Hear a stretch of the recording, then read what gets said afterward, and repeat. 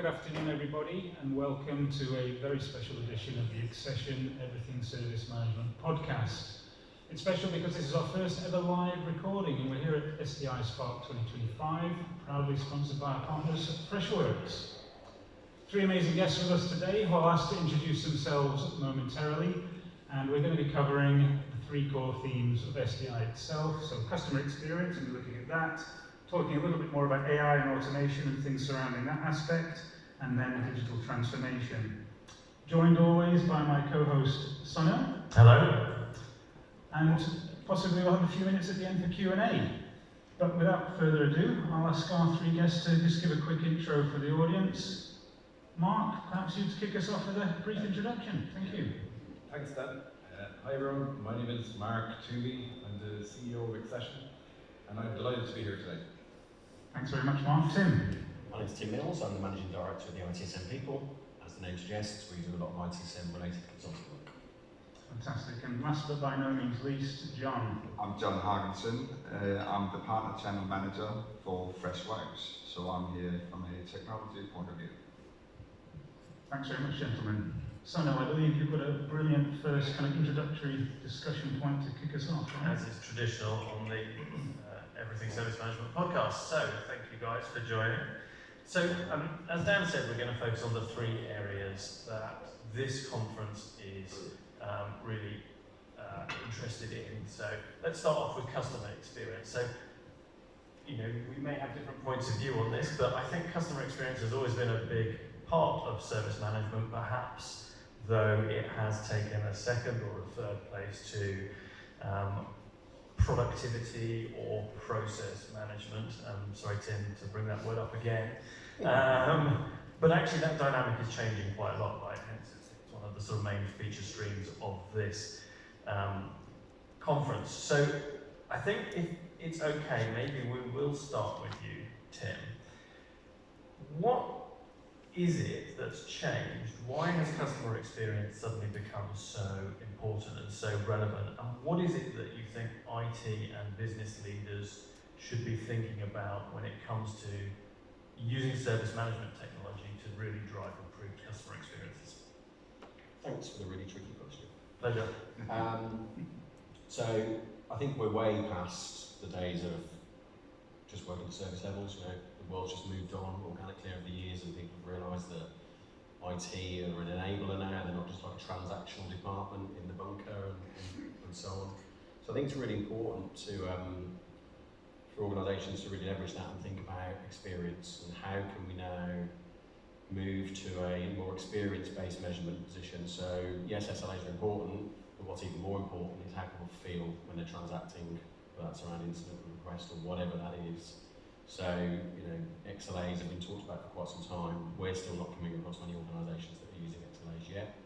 Really, really important. We've got loads of really good tech, but we're not really measuring how that tech's been used, or at least not in the experience area. Obviously, lots of organisations like Happy Signals and so on have got some really good stuff, but we're not seeing much of that yet. So I think there needs to be more of a drive to think about experience and to think about moments rather than tickets. That's a bit of a cliche, but what is happening at that point in time? How might that user feel, and how can we measure that? And critically, how are we going to follow up with those users to understand how that transaction is handled? And there's a lot of organisations that do customer satisfaction scores and so on, but is that enough? Are we doing enough of it? Is it telling us what we need? And critically, do we follow up then? And we get that feedback? Well, I'll tell you for now, most organisations that we work with don't do that follow-up, right? Or not to the extent that maybe they should. So I think for me, big focus area, XLAs is not getting the traction that it needs, and it absolutely should be an area of focus.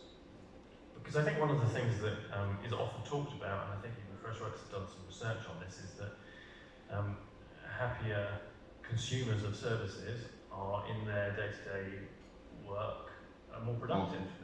Exactly. Yeah.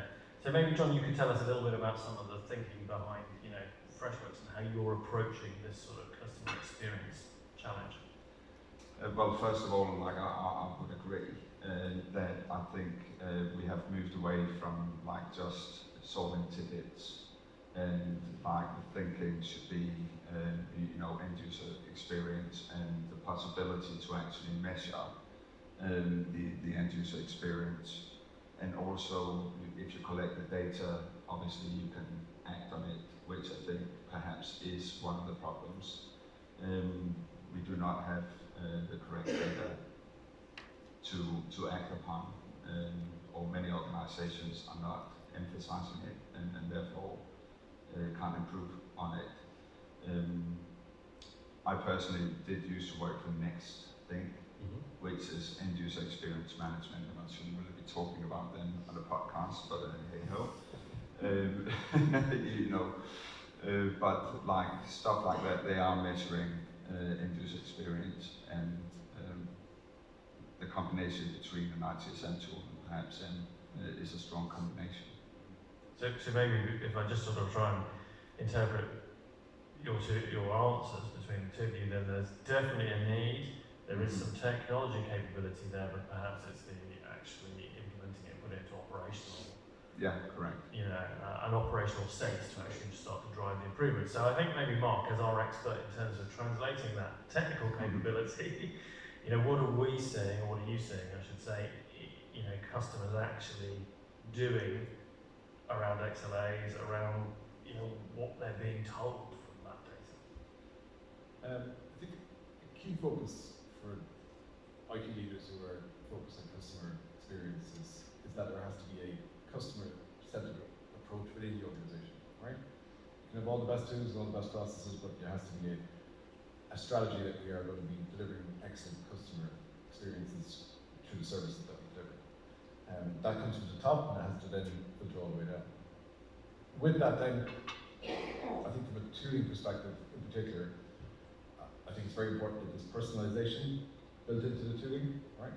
When you land on a lot of people in this room here would have used self-service portals internally to your customers. You use them as a consumer also. A lot of the time they are not personalized to you in any way. And you then have to go, I've got 500 catalog items in front of me, which one do I go and pick? Yeah? So getting that personalization in place where you're delivering, you know, the items that are more frequently used to you in your department and you as a person, making them available to you. Using subscriptions to services in tooling is a totally underutilized feature. It's available if you can subscribe to a service and make the service offerings available based on that service. It's massive. And then using the tooling then to measure that customer success from a net promoter score, customer sat. It's not done enough. I know tools like you mentioned, Happy Signals are doing really well, but there has to be a different way of measuring it. So some of our more forward-thinking clients are really focused on XLAs, and what they're looking to try and do is to say, I don't really care if it was met or missed. I want to know what the average handling time is, what the average time it takes to make a request and when it gets fulfilled. And I want to make sure that they're getting the right responses in the right fashion quickly. They're using the tool to drive that, and that's where it's making a big difference. I think also then just to add to that, then is there's a whole layer of security and privacy now that you have to adhere to with your tooling to make sure it supports then what you're doing. So if you are engaging as a consumer of that service, you need to make sure that any data you are sharing is secure and is maintained accordingly. I think there's you referenced a particular organisation there that is very focused on XLAs, not SLAs. I think there are some really simple things and examples that you could look at. So, you know, I think it's the same organisation that you're referring to. If you go onto the portal, if you are unable to work, the first thing it says, or the first question is, are you able to do your job, yes or no? If the answer is no, it just says call the help desk. There is no form to fill in, there is nothing like that, because actually all they want to do is make sure that that individual can work and be productive as quickly as possible, which is likely to involve talking to somebody. So let's just go straight to the point of talking to somebody. So actually it's a sort of rethinking, isn't it? You know, perhaps some of the dynamic that exists between consumers and service providers. Yeah, I think to add to that, what I'd say is we all talk about omni-channel and how we deliver services via the portal, via phone, via chat, all these different mediums, right? But that point you made there is very important. You're delivering the channel which is right for the user at the right time. Yeah? This is where it's actually a step change, right? I want to know that I obviously want people to go to the portal because it's more efficient for me to manage. But if they can't work, you need to be able to get onto something quickly to get it resolved fast. And if it's not an urgent issue, why don't you book an appointment? And you can say, I've got this, something funny happened on my laptop, happens from time to time, can you have a look at it, but it's not urgent. So that's another way of doing this from a different channel perspective. So the tools now are delivering a lot of these enablers, but you also have to think of it from how you are delivering that service and what the outcomes you want to achieve are. It's not just omnichannel, it's omnichannel at the right time. Does that make sense? And just to explore that perhaps a little bit further, then, is it worth, and I'm sure it is, looking at these things, taking a step back and saying, right, let's reframe it, look at it from the customer, the consumer perspective, see what their current journey looks like across a breadth of use cases perhaps, and then looking at those, how can we amend or change or improve them to make that experience and journey better? Questions? To you, John, I of course. was just going to say, like, if you're looking at a consumer today, the way that we are perhaps ordering stuff on Amazon, like they've made that journey incredibly easy. I think that there is a big discrepancy between how that experience is relative to perhaps internal IT organizations or the way that we are consuming the services within different organizations. And we should be closer aligned to having that experience in order to get a good end user experience internally in organizations. Because it's all about fulfillment at the end of the day, right? The bar has really moved up, right? Yeah. So you think about how you use an Apple phone or whatever, can we say that? Can we say Apple phones? Right, you know, whatever technology you're using, but that consumer grade experience is not what we see in a lot of organisations. There's a lot of that's because of legacy debt and all that kind of stuff, right? But there's definitely a lot of room for improvement for sure, right? Because when people are used to this now, it's just like, do you want to order something, just don't. Like, Yeah. Can I ask you a question, Tim? do you have them? Sorry, that's two. I won't ask any more. So you get asked to do assessments by your customers, all right, because they are looking for improvements. Do you ever get asked to come in and assess the customer journey? Not mapping the customer journey. We've done that once actually for one particular client, but we do that less. A lot of what we do is more about coming at it from the service management angle. But if you apply a bit of common sense to that, you should always put yourselves in the customer's shoes, right? It's not just about, well, this is how we want to deliver an IT service to you, or could be an enterprise service. But any of our consultants, I like to think, are emotionally intelligent enough that they will always put themselves in the customer's shoes to think about that. So we do less about mapping the customer journey. I think there's a really particular skill set to really nail that down. But yeah, all sorts of assessments, and we always try and think customer first. I just wonder whether that might become a sort of more prevalent thing that your customer organisations are asking you to do, right? Because and I know as we've already alluded to, you don't really like to talk about some process as such, but historically it's been, let's have a look at your incident management process. Well, that's great because it is focused around how you manage incidents, and therefore I suppose by extension how they get resolved for your customers. But actually, it's the customer experience problem that is the problem. Exactly that. And just to provide a bit of context, because we were talking about this earlier on, so a lot of people when they think about service management, right, are looking about processes and flowcharts and Visio and whiteboards and stuff like that, right? And a lot of the work that we do, whilst arguably service management is about that stuff, we always try and just think about, well, how we're operating as an organisation. So put processes to one side for a moment. In fact, I can't remember the last time we actually did that with a process, right? We might get to that at some point, but what we're all about is how's all this stuff working today, right? So whether that's about incidents and requests or whatever those practices are, we try to focus more on that than the actual processes themselves. And as we talked about, a lot of organisations have got good processes now. They fine-tune them over the years and years. They might be over-engineered, maybe. It's just that they're tucked away on a SharePoint or something. And what we need to do is just bring it all to life and think more about customer first and things like that instead, right? Absolutely. Well, look, I think that brings us quite nicely on to perhaps the second stream of this event, which is around AI and automation, and of course how that, I suppose, in many ways supports the customer experience. So Dan, your question. Thank you, Sunil. So yeah, AI automation, or AI and automation, lots happening in that space. It's, from my personal viewpoint, seeing explosion of information and capabilities and tooling come out in 2024.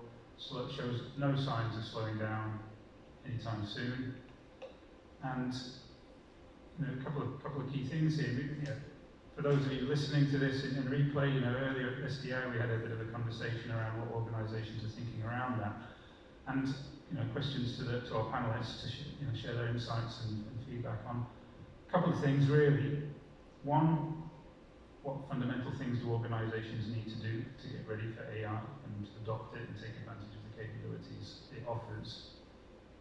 And then the second question, with an organisation that has that, let's say, medium maturity model in place for their service management and other aspects, that, they're quite well along that journey there. If they're about to then implement AI, what realistically should they expect in terms of positive benefits and outcomes? And perhaps again, talking about that customer experience piece, what can they expect to see to pass that on to the consumers of the services? John, I'll pitch that one to you, or those 2 points to you first, if that's okay. So I think like AI, like if I got the question correctly, what should they expect? Sure. And I think AI is only as good as what you put in to whatever tool that you're using.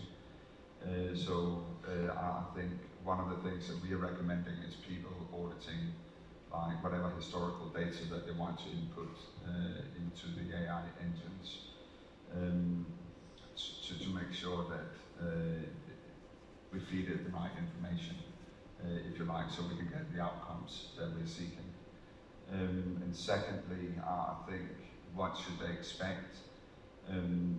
With introducing AI, there's often a lot of concern, so I think people need to start slow and little by little. So I think what they should expect is to see incremental benefits of introducing AI rather than a complete overhaul of the end user experience, as an example. So with the technology that I represent in Freshworks and Freddy AI, and the chatbots that we have, like we are talking a lot about, ticket reflection. So hopefully you can get faster mean time to resolutions, especially when it comes to level 1 tickets and so on. But it could also be personalization, like if we're looking at what did that end user previously need, can we reuse perhaps a knowledge base that they've visited previously. So I think incremental benefits is what they should expect. And I think we talked about it earlier, it's not replacing people, but it's definitely helping us be more efficient. So there's a data point there as well. Data point, yeah. About having the clean data in the level. Tim, you might be able to speak to that a little bit as well. But interesting, the one point you picked up there on about the personalisation, could the AI start to recognise that user over time and then be smarter about actually, usually this day on the month, they contact me because they need X, and try and preempt that perhaps, or something like that. Tim, same questions. Yeah, the thing is, AI is such a broad topic, right? So we need AI. What does that mean? And for me, it comes back to what problem are we trying to fix? So let's think about where we're at the moment. Where are we trying to get to? The same conversation is about when you're thinking about purchasing a tool and so on, the same sort of things here. So where are we trying to get to then? What parts of AI functionality might we use to help with that? So whether that's around proactive problem management or intelligent change management, or whatever that is, or a chatbot, there's all sorts of options there. You just got to think about what is it you want to try and take advantage of, or what are you realistically going to take advantage of in the next 3 years or whatever when you're thinking about buying a new tool. And obviously, you should be measuring those improvements, thinking about customer experience and so on. As for the benefits that you'll see, I think again it comes back to how mature is the organisation to start off with. If they're already using a scripted chatbot and they just want to move to an AI one, they might not notice that much of a change. There might be some efficiencies for sure. But if you come into a position from a really immature, where you're not doing a chat, you just got telephony as the inbound or email, God forbid, and then you go into AI chatbot, for example, and you've got good knowledge solution, we'll come back to that in a second, I'm sure, then you're going to see a huge improvement. But it does all come back to, and we talked about this morning, of course, there is a phrase for this, but I'm not going to repeat it live. Bad stuff in, bad stuff out, I think is the cleaner version, right? But if you've not got a solid incident process or request knowledge really, really important, you're not going to take advantage of all this stuff. You've got to take a step back and think about getting your base data right and your practices that sit around that data, and then when you take on AI, you can absolutely accelerate. But you've got to really think about what we're trying to take advantage of and making sure that base data is in place first. Sure. No, it's a valid point, isn't it? You've got the garbage in, garbage out to That's the other way to put it. Phrase, and to have that fundamental in place. So Mark, I guess the question to you then around that is, you've got an organisation, they're adamant that they're in a good place, they want to introduce AI. What kind of, let's say, guidance or advice would you want to be giving them in terms of adopting an AI solution for whatever the outcomes might be? The first thing I would look at really is, and to echo the points that Tim John made, is there has to be a strategy and vision for what you do with AI. Everyone in this room will have different use cases. So what's the why? What are we doing? And what are we looking to achieve? Yeah? Is it reduce lead time to resolve, better customer experience? Is it greater efficiencies for our service desk agents or our IT people? Everyone's going to have a different why, yeah? So it's identifying what that why is, allows you to zone in on what you're actually going to do, right? After you've identified what the why and the strategy and the vision for what you're trying to do is, I think then you have to look at a data readiness piece. Data will be the gold that makes AI work in the future, right? And the companies that have good data strategies, good data lakes, they're the ones who will be actually able to make this work. If you don't have that in place as a starting point, we talked about knowledge being one, that's a good example, but they're having a data strategy for essentially real-time data feeding into systems, etc. And how you use that from an AI perspective is going to be critical. So there needs to be a lot of essentially cleansing of data, but also governance around that data and where it sits. It's a key thing, right? You then need to look at your technologies. So what technology am I going to use to achieve that outcome? And basically that technology then, how interoperable is that with my data and other tools that I have, right?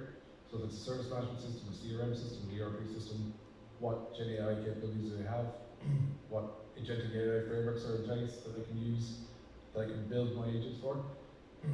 There are types of use cases you need to look at, but you need to think all these things through. Then you have to have a governance and risk and compliance strategy around this. There has to be huge governance to this, and you need to be able to measure and monitor and put controls and policies in place for that. And then you need to think about the people, right? So you're going to have new skills. People need to have talent. You might have to bring some people in. You might have to upskill people. Yeah, there's a lot of work that needs to go into that. It's not a case of I'm going to buy technology and make it work tomorrow. These people have to know how to work and how to go on a journey with it. Then there's the business change people. So there's I see a lot of organizations now where they're actually embedding kind of AI training into it, making everyone, no matter what their role is, be it in HR, finance, IT, etc., they're getting AI trainings to be made aware of how they can use things like Copilot day-to-day, all these types of tools that are available to them. If you're a recruiter in HR, you'll be using AI more. And if you're a HR service desk agent, you'll be using AI to support you on your repetitive tasks, and the same in IT. So there's a whole business change and training element that's required for that. And once you have all that kind of ready, yeah, then you're which is a bit of work in itself, right? Then you need to think, you need to zone in on the use cases then, and then really analyze that. What I would target is high value use cases. These are ones where it's going to make a difference, where you can make a saving of time or efficiency or better experience, or you're able to forecast better or do various things. Then you zone into that, and then you actually start to build out what those automations look like. And from an AI perspective, you're going to be using APIs, event-driven systems, your service management technologies, using your data lakes. It all comes together, yeah? And what I see at the start of this is where I would see this, it's more augmented AI, if that makes sense, yeah? Where you're assisting people to do their jobs, not replacing them right now. And they are then having a role in that to say, I approve what the AI said or I don't yet. So you're controlling it and putting controls in place. And I would start kind of small, so you experiment and you grow it. Yeah. So I would do POCs and I would look to grow it from there. And once you're ready, then you then need to then make it a bit more ubiquitous across the organization. And you probably will see a center of excellence for AI in an organization, and they will be driving different use cases with different tooling and technologies, underpinned by a serious data lake, in my opinion, in the future. Lots of foundational work. There's foundational work to achieve the outcome, but if you just dive into it, it would be, in my opinion, deskware, not the system. Yeah. So from an organisation who's keen to embark on that, all of the things that you've just talked about there, they're either in place or they're well on that journey then. That tooling selection is something I wanted to just perhaps ask everybody about, right? As I mentioned, 2024, 2025, everybody knows ChatGPT, Google Gemini, Copilot, sort of the big players and so forth, but there's been a multitude of other tools come up, right? I think from a tooling point of view, that is where organisations are going to not become unstuck, but there's a lot of choice there. And how would you sort of advise, question to everybody, right? What would your sort of suggestions be to organisations? So we're ready, but we're not sure which one of these things is going to be there. And I guess part of the component of that is that they've come up overnight, a lot of these companies. I think a consideration for an organisation would be, well, how do I know that tool looks like it's going to be perfect for me, but how do I know, what confidence have I got in that the tool's going to be there 3, 5, 7, 10 years down the line for me? So you like to service now and their agentic AI, Freshworks with the Freddy AI tool suite and everything that you guys are doing within that. There's confidence there that that's going to be maintained over time, right? There's buy-in, there's skin in the game, as somebody said earlier today. What kind of advice might we give to organisations around that tooling selection? I haven't got the answer actually to that. Maybe Okay. but what I will tell you is every tool looks good when you get a demo, right? So they all look great. So then picking between them, we talked about one particular tool earlier on that I saw, which I think looks fantastic. Great AI functionality and really cool use cases being developed around it. The longevity of that tool and that company, that's hard to say. But the one that it looked amazing, but then tools often do when you get a demo, right? So it is really difficult. So do you due diligence? Yeah. I would say I would have a minimum criteria for in 2025 for what it should do when it comes to in-service management from an AI perspective. And I think I won't repeat it. The Forrester Gartner have documented all what they are as well, but they have to be critical to that. The most important thing for me in the future of AI would be interoperability. Yeah, it's the interoperability of your tool set with data and other tools to enable to get the value out of what I would see in 2026, 2027, lots of agents. These agents will be sometimes very, very focused on what they do, and sometimes they'll be a bit more broader. But they will be agents assisting people in doing their jobs every day. In the same way that you can go into Copilot and say, write me a formula for this spreadsheet, because I'm terrible at Excel, so I use Copilot all the time, But there's a good example, but it's assisting me to do something that would take me ages to do otherwise. And that's where I see it all going. It's going to be assisting people to do their jobs better and of higher quality and faster. I think there is something that's quite fundamental to lots of what you've discussed, which is, are you trying to do something that you already do better, faster, more efficient, or are you trying to do something that you don't already do today? Because I think your choice of tool, your way of thinking about AI might be very different, right, depending on that. If we're trying to, deploy software more effectively, more efficiently, right, if we're trying to triage tickets more quickly, if we're trying to identify problems faster, right, if we're trying to resolve problems faster, they're all things we do today, right, aren't they? And so we might choose a tool. But if we are actually trying to, create a brand new business service that no one, is using today, it's a new offering to market or whatever, you might approach that problem completely differently. You're looking for a different outcome at for any philosophical question. I know, sorry to get existential on us. I mean, I think the big problem is that we'll all have an awful lot of time on our hands, and we'll be looking for an AI solution to that. I was just going to say, I think we discussed that there's a lot of groundwork going in to working out what is it that we want AI to do, which obviously I might be a bit biased, but our partners are good to have those conversations with. And then once you've understood what is the business outcomes you want AI to fulfill, that's when you can go in and perhaps look at the tooling. So if it is, mean time to resolution, then that might be Freshservice that you will go and have a look at, or if it's another problem that you want AI to solve, you can look elsewhere. But I think if you do the groundwork properly, and you know what the business outcomes are, then you can go and find a tool that fits whatever you're trying to achieve. Yeah, start with the why, right? Focus on the outcomes. What are we doing this for? It's an interesting question, Simon. I would say, we talked this morning about business cases and the like, right? You're going to get more buy-in for a business case if you're improving what you do today, right? You wouldn't say, I want a lot of money to build something that doesn't exist, but it's going to be fantastic. It's a lot more difficult to do, I suppose. So I think there's going to be a lot of focus on what we do today to make it better.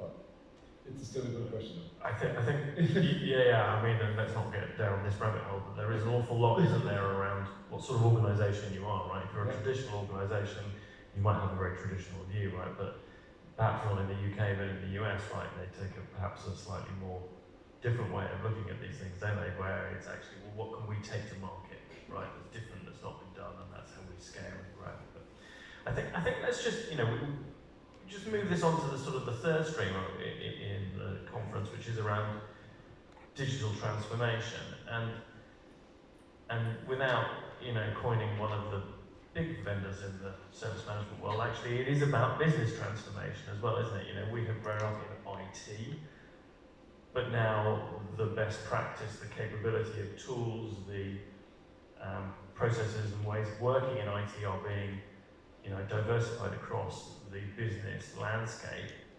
There is an ESM-centric view now, right, from almost every service management vendor on how they go to market and what they're looking to impact. So, I guess the question really is around, we've got these difficulties around customer experience, challenges we're trying to deal with there. We've got lots of questions around AI and how best to leverage it. How do we fit the ESM talk track into this, How do we make ESM a reality for organisations? So maybe Mark, you kick us off with that, if you don't mind. In the context of AI? No, in the context of what we've been talking about and broader business and digital transformation.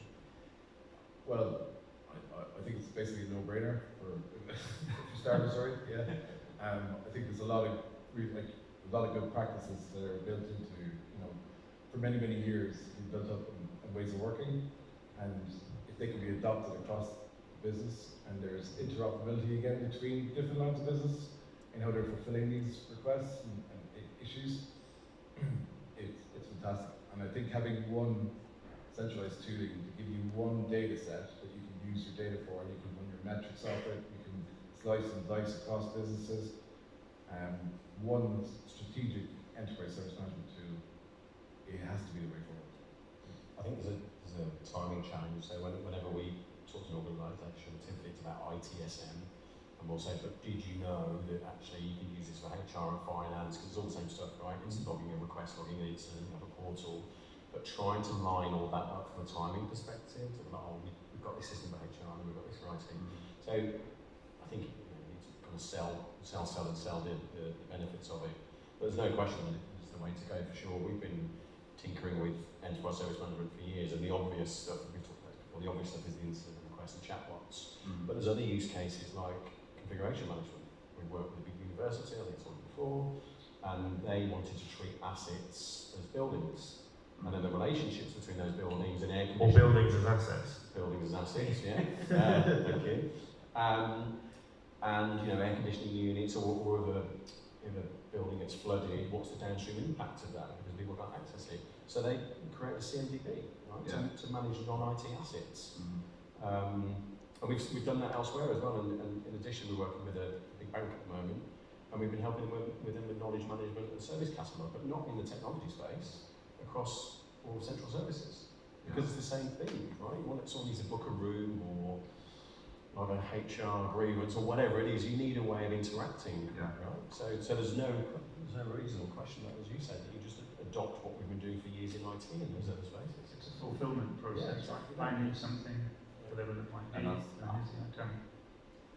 I also think, like, maybe because we have, or people have done well, organizations have done well with ITSM. Then the people in finance, they're realizing, well, the service that IT is providing, we need to be providing a similar service. So I think from a vendor point of view, we are hearing that these departments are now coming to request that we want to be part of that platform so that we can deliver better services. So even if the IT leaders are not necessarily having a strategy, they are ending up having the conversations because they're being forced to. And again, if you think back to Amazon, the way that we are accessing services, we want it to be easy. I want that when I need to get a new key card to a building I can't get into, or if I need to find out, get my pension statement from HR, or whatever it might be. I want it to be easy, and so it's a conversation being forced upon us, and then you underpin that with whatever platform you're using. And that's really interesting, right? Because that loops right back to the customer experience thing that we spoke about at the beginning, where you need a new laptop, it's there the next day. What a fantastic experience from the IT team. But you need access to a building, so you go to facilities. They're using a completely different system, and 3 weeks later, you finally get that, whereas the expectation is perhaps different. And then by bringing, so there's a real mismatch of, as you as a consumer, within the same organisation, fulfillment. So bringing all of that together uplifts the customer experience. Sorry, Simon. But everyone's saying it's a no-brainer, and I agree with you, right? But why then, when we go to our customer organisations, right, do we find a proliferation of different case management systems of action, inboxes, mailboxes, spreadsheets out there? What is the challenge in terms of removing those systems and consolidating onto central service management platforms? I think if you're really forward thinking, you set an enterprise service management office, so that sits across the whole stack. How many customers have you worked with one of those? We've tried to convince one to do it, but they didn't, right? But but that's where you ultimately want to get to, right? It's not just about, you've done all this great stuff in IT for years and years and years, and now you're quite right saying we can adopt this elsewhere, but how do we have that influence to adopt it elsewhere? Well, the answer is you don't, right? Because you're this IT team over here. But if you can get in at that C-level and talk about enterprise service management and then start adopting tools across the stack and be responsible for all the practices across the stack, well, you're winning, right? Because it is a no-brainer, but it's a really difficult thing to convince people to do, and timing is key, of course, as well. It's a good point, though. I would actually add to that your architectural function in the organisation needs to have far greater input to tooling selection and tooling deployment, because they should be the gatekeepers of saying, well, we already have a service management tool, why are you trying to buy something else? So I agree, we see a lot of our clients with multiple tools, but there's a trend towards consolidation of service management tools. Can I be slightly controversial, right, and suggest that part of the problem is that the perception of IT historically has not been great, and so when you go and say, hey, HR, right, we've got a solution for your awful HR service, they say, well, IT's not great either, lads. I'll give you a quick example of something that happened to me recently. So we were down to the final few to do a piece of work, which is tool selection for a big law firm, actually. And we were just about to go and do a tooling journey with them, and then somebody got wind that some of the facilities had just gone to bought actually another tool, which I won't name. So that changed everything, and now then the IT team had to go and adopt the tool that the facilities team chose. That's the first. Great example. But it's good that the facilities team are thinking in that way, but not exactly joined up. Yeah, I was just going to say, I mean, obviously coming from a vendor's point of view, like oftentimes we will come in to an organization through ITSM. So IT will adopt it first, and then we are adding, additional business units to this. I think part of the reason, and this might be completely biased because of work for Freshworks, but the accessibility to add additional units to your IT service management platform, I think is a limiting factor for many organizations. The cost involved in adding HR facilities or whatever it might be is crippling in many instances. I think you've hit on something really important there, though, which is that you want IT to be able to give lines of business a platform, right, but not prescribe the way in which that they deliver their service. Yeah. Yeah. So that independence from a prescriptive, IT first approach, right, is really important. And I think you also oftentimes find that IT is busy enough as with whatever they're doing. If you can have HR, finance manage their own platform and services, it becomes more palatable, and they can fund it themselves through their internal budgets, which is why low code, no code is important, so that non-IT people can start building their own workflows and processes, whatever they need, without involving IT. I think that's also helping the adoption. Making it easy, right? Making it simple and giving that control. Great. Okay, well those are the sort of discussion points. I'm going to finish off with what I'm going to call the quick fire round. And just to come up with, there'd be a question to each of you. Oh God, okay. But what would the top, in thinking of the things we've spoken about, right, and this won't be an easy question to answer, I think, given the breadth and depth of what has been discussed. But so Mark, just because you're there, we'll work away, and John will give you time to think of something there. All right. What would the top two things be, top two or three things be that IT and business leaders need to start to get thinking about and get ready to take advantage of and build on what we've discussed? If you could name them, please. Well, I personally think myself that having a very clear defined data strategy is a foundational concept for what we need to do in the future. Without that, you might head off on your AI journey and go, hang on a second, I don't know about data, I can't do this. So you're falling at the first hurdle. So having a clear defined data strategy and where you use that and where you store that data, how that data becomes available to be used by multiple tools. Bear in mind, you're not just going to have a service management tool, you're going to have maybe an ERP tool, maybe a CRM tool also. They all need to use the same data sources, right? Yeah. So in different times and in different contexts. So having that strategy is very, very important especially even from a medium and a larger enterprise. That would be number one for me. And from an AI journey perspective, my view is identify high value use cases, experiment with them, and then scale it as you go forward. Thanks, Mark. Tim? Nick might say. Data, absolutely, just to echo what I was saying, 100%. Maybe I'd come in with a slightly different angle, a bit more back on incident request, that kind of level data, really important, garbage in, garbage out again. Knowledge management is always the most overlooked activity everywhere we go, and that's not just about AI, of course, that's just so much benefit of getting it right.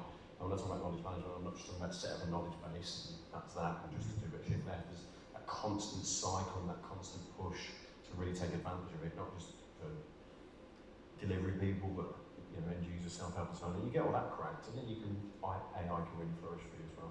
So I think, data, foundational data obviously, and knowledge management would be the service catalog maybe as well, but knowledge management really, really important. You've got to get the data right. You need a few more minutes, John? I'm good. I've got it now. It's even harder for you. You should have waited. You should have gone first. I should have gone first. No, I think what we've talked about is really, whatever change you're making, whether that be tooling or implementing, new new technology, AI, you need to have the foundations right, and you really need to work out where are we today, and what are the business outcomes that we want. So I think to have like a good conversation, and obviously I'm going to be promoting my partners now, have a good conversation with partners or the likes of you, consultants, Xcession. Everything sounds have a conversation before you go out and select the tool. What is it that we actually want to achieve? Get the foundations right and know what the end goal is going to be, and then go out and pick a tool. When it comes to AI and automation, I would say, or repeat, start small. Maybe start with something like Freddy AI or a chatbot or whatever it might be, and prepare your people for the change, so that they understand the benefit of introducing AI as opposed to resisting it. Definitely start small with that, and when it comes to enterprise service management, I think, as we were saying, like it's a no-brainer, but perhaps you still need to make a conscious decision that we're moving in that direction. Maybe IT should reach out to HR and finance before they're coming to you to request access to whatever platform you're using. So be proactive with the wider organisation. Take a broader view. Yeah, take a broader view. Yeah. Maybe set up Tim's Enterprise Service Management Office. That sounds Well, I was going to suggest that you have a name and shame of everyone using a spreadsheet. Yeah. In the business. You know, they should submit their spreadsheets to the Enterprise Service Management Office for inspection. Well, I mean, to be fair to some of the organisations we've worked with recently, when we've done tooling exercises in organisations concentrated IT, to be fair to them, they have gone out and spoke to the other areas and said, we're going to do this thing, but it's all about the timing. A lot of the time they're like, well, that sounds okay, but we've got another 12 months or 18 months on this platform, so we'll come back to that at a later day. So I think people are starting to think that way, but timing is everything. It goes to challenges there, right? Yeah. It goes to Mark's point around data strategy as well. It doesn't like if you defined your data strategy, then you can head those conversations off, can't you? Because you can say, we're coming up to renewal, we're not going to renew, right? In the way that you are currently working, because it's not strategic from a data perspective. Yeah. Right, well, I think that has brought us to the end of what we'd planned to talk about. Mark, Tim, John, thank you very much indeed. Thank you. So, do we have a few minutes, do you think, for a few questions from our audience? Are there any questions? If anyone would like to ask one. Would anybody in the audience like to ask any specific questions or offer a viewpoint at all? Please raise your hand and I'll come out to you with a microphone. Well, I think that's answered that question, hasn't it? Thank you all for attending. Hope you found this interesting. Thank you once again. Thank you. Thank you.